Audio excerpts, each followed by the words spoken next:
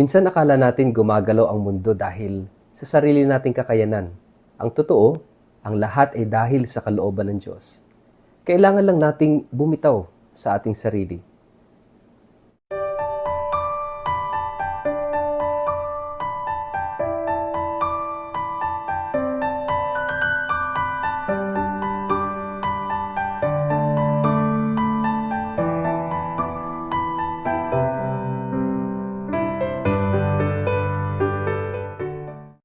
Ang mabuting balita ng Panginoon ayon kay San Lucas. Pagkatapos nito, pumili pa ang Panginoon ng 72. Sila ay sinugo niya ng dala-dalawa sa bawat bayan at puok na pupuntahan niya. Sinabi niya sa kanila, napakarami ng aanihin, ngunit kakaunti ang mga mag-aani. Idalangin ninyo sa may-ari ng aanihin na magpadala siya ng mga mag-aani. Humayo kayo, isinusugo ko kayong parang mga tupa sa gitna ng mga asong gubat. Huwag kayong magdala ng lalagyan ng pera, balutan, o sandalyas. Huwag na kayong tumigil upang bumati kanino man sa daan. Pagpasok ninyo sa alinmang bahay, sabihin muna ninyo, maghari nawa ang kapayapaan sa bahay na ito.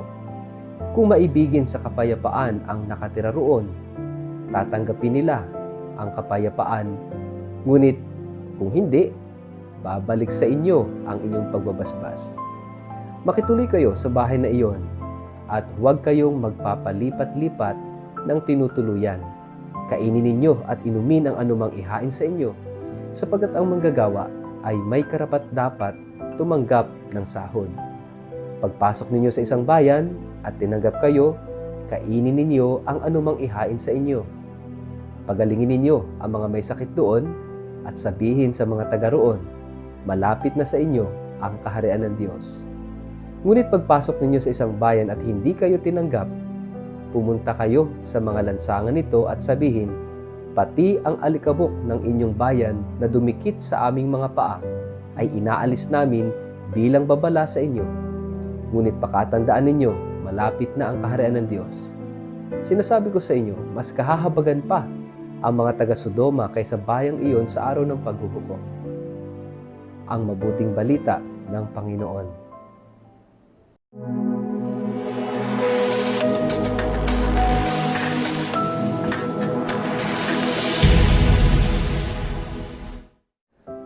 Pagpalang araw po sa inyong lahat. Kumusta po kayo? Ang atin pong word of the day ay detachment. Bago po tayo magpalalim sa ating reflection ngayong araw na ito, kung kayo po ay matagal lang sumusubaybay at nanonood ng word of the day o first-timer sa word of the day, and you find it meaningful, useful, and helpful sa inyong spiritual life, please don't forget to like, follow, and subscribe sa ating page na Word of the Day at Father Richard Lagos. At sana po, samahan po ninyo ako sa pagiging media evangelizers at online missionaries, na nagpapalaganap ng salita ng Diyos sa mundo ng social media, lalong-lalo na ng kanyang mensahe ng pag-ibig at pag-asa. Mga kapatid, the word of the day is detachment. We have so many attachments sa buhay. Material things, even yung ating mga attachments sa relationships, attachments sa ating mga pangarap. There are so many attachments sa buhay natin. And should I say, we live every day with so much of these attachments sa ating buhay.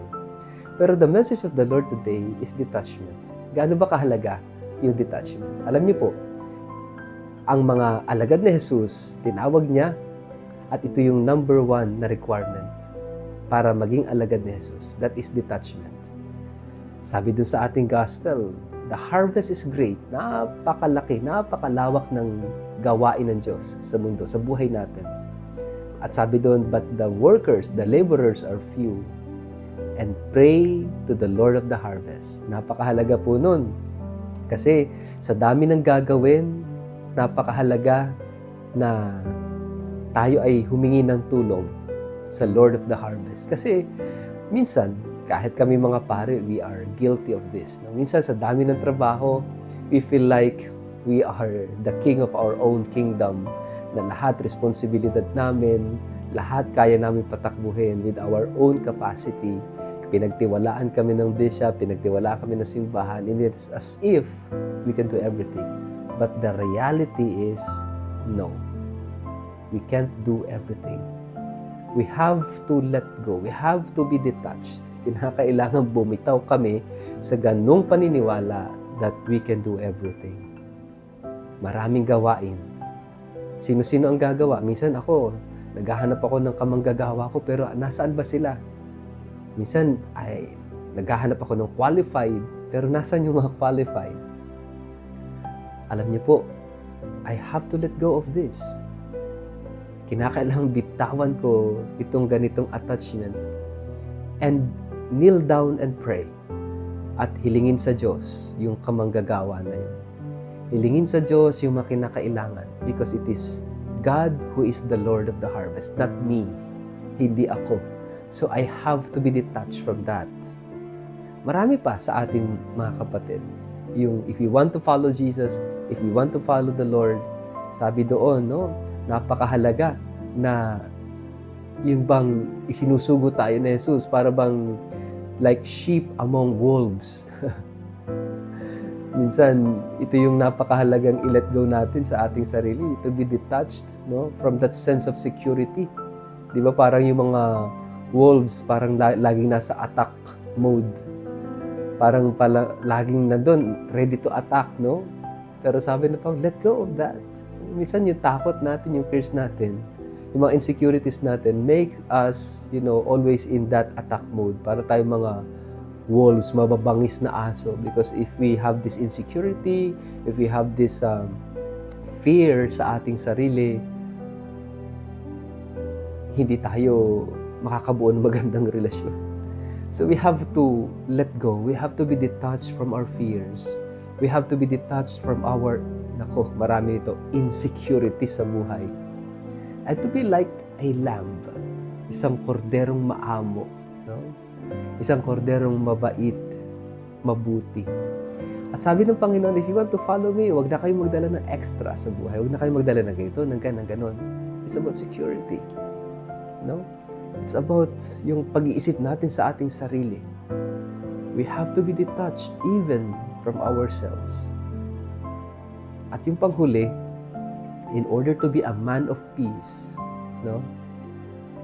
Kapag daw hindi tayo tinanggap sa isang lugar, that means rejection.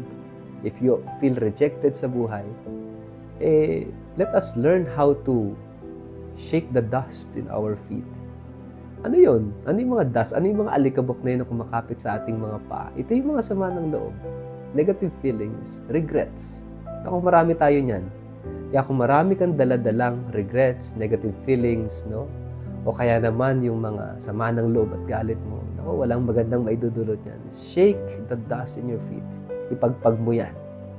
Ibig sabihin, be detached. Even doon sa mga negative feelings, negative thoughts, even doon sa ating mga negative memories, bad memories, we have to be detached. At paano mangyayari lahat ng itong detachment na ito? All these unnecessary things sa buhay, let us detach them. And let us attach ourselves to Jesus. And that is discipleship, di ba? If you want to follow Jesus, if you want to say yes to Jesus, you have to let go of many things sa ating buhay. Lalong-lalo na, yung mga hindi mahalaga, hindi kailangan sa pang-araw-araw nating buhay. Nais ni Jesus, maging makahulugan at maging masaya tayo sa buhay. Kaya alisin natin lahat ng posibleng hadlang. Don't be afraid to be detached. Sa ngalan ng Ama, at ng Anak at ng Espiritu Santo, Amen. Ama naming Diyos, tulungan mo kami, bigyan mo kami ng biyayang aming kailangan upang kami matutong bumitaw sa lahat ng mga hindi mahalaga na aming pinanghahawakan at kinakapitan sa buhay. Nawa, tanging kay Jesus kami kumapit. Amen. Pagpalain po kayo at ingatan ng makapangyarihang Diyos, Ama, Anak at Espiritu Santo. Amen.